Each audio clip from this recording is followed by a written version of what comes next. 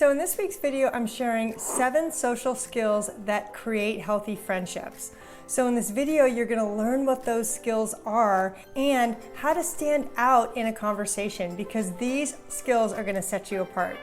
But if you're new, my name is Michelle Ferris. I'm a psychotherapist and I love helping people create relationships at work. So the very first thing you need to do when you're starting a conversation with someone new is you need to avoid emotional starvation. And what I mean by that is if you go into a conversation and you don't have much support and you feel like nobody listens to you, you're most likely going to go into that conversation with an intense need to be heard. And this is going to hurt your chances for developing healthy friendships. Because when we're emotionally starved, we actually tend to dominate the conversation. We miss the social cues because we're so focused on getting our need met that it really derails the conversation. So one way to fix this is start finding additional support, whether that's 12-step meetings like Al-Anon or CODA or ACA or groups for addiction or a meetup for a hobby. Places that you can practice listening and sharing, because that is a really important social skill. And if you're emotionally starved because you don't get heard a lot, it's going to be harder for you to listen in that conversation. And that's the next skill. So what you need to do is you need to become a better listener. Because let's face it, most people like talking about themselves much more than they do listening to other people talk. And while that is human nature, it's not going to help you create healthy friendships. If you know how to listen, that's going to make you stand out, especially to healthy people who do the same thing. So there's 3 ways to become a better listener. One is, this sounds really simple, but be quiet. You want to look like you're interested in what they're saying. And how you can do this is to maintain good eye contact. Another thing to becoming a better listener is avoid interrupting them. Just let them talk. Now, if they go on for 20 minutes, then that is going to be a warning sign. But in that initial conversation, when we're trying to meet new people, I want you to just let them talk and just watch your tendency to want to interrupt, because this is part of listening. Now, the third, more advanced technique in listening is ask relevant questions about what they've just said. So if they're talking about their job or their hobby, ask them a follow-up question, because listening is a way to show that we're interested in what they're talking about, and asking questions is a great way to do that. If listening is a challenge for you, say me too in the comments. I'm right there with you. So another social skill we want to develop is to pay attention to nonverbal social cues. Like, for instance, if you're in a conversation and somebody starts to trail off, their eyes are no longer on you, they look disinterested, maybe they're starting to fidget, or they're looking at their phone. Those are all signs that you may need to follow up and say, hey, is something okay? You seem distracted. It's okay to ask that in an initial conversation, especially if it's obvious. What you might want to do is wait a little bit before asking that question to see if it improves. But noticing their body language is really key, because that's going to tell you a lot about how interested they are in their communication. And let's face it, not everybody is a match. So if they look disinterested, don't make that mean anything negative about you, because oftentimes it might be that they're stressed or they're just distracted about something that's happening in their own life and they're not really willing to share it.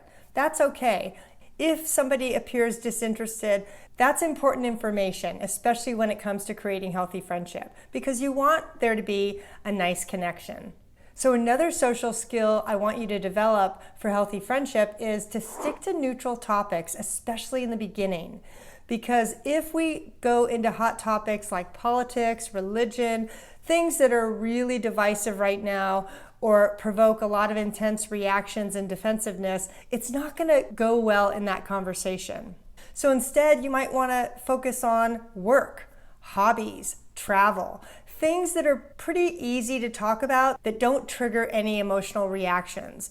Because what we want to do is see if we can have a nice chit chat back and forth to see if there's anything we have in common with them. And neutral subjects can be a way to do that. The next social skill I want you to develop is to avoid being too negative. Now, let's face it, all of us may have something to complain about these days, and that's okay, but notice if you've ever been in a conversation with someone who is super negative and all they do is focus on what isn't working or what other people have done to them. Notice how drained you feel afterwards, because usually people aren't that interested in having those kind of conversations.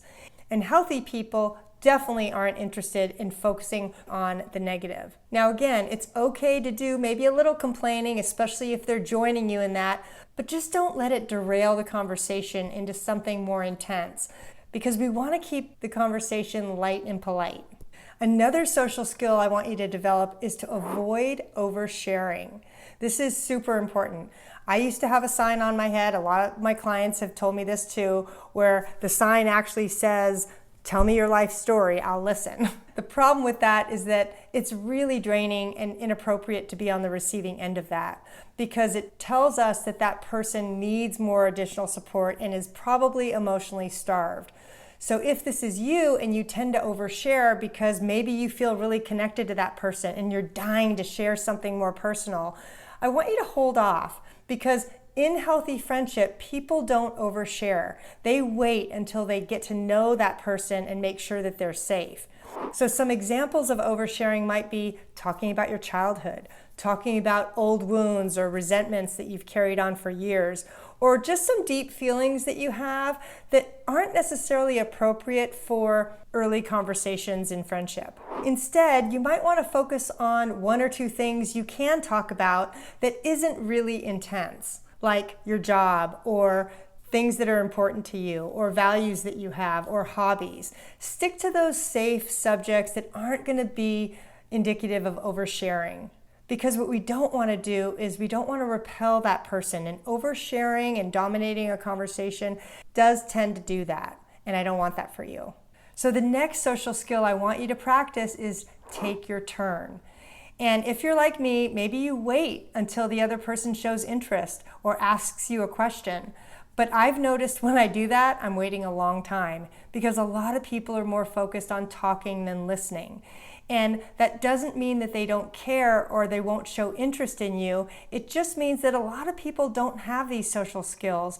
And so they think socializing is talking about themselves and sharing their own stories versus how to connect with that other person. So what I want you to do is I want you to volunteer something about yourself, whether it's about who you are, what's important to you, your job, a hobby that you love, a movie that you love.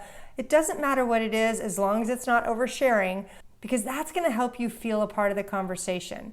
And I know when I do this, it does feel a little bit awkward because I'm literally fighting to take my turn, but that's okay, because what you want to do is you want to see if that other person is going to receive that and ask you a follow-up question or show any interest.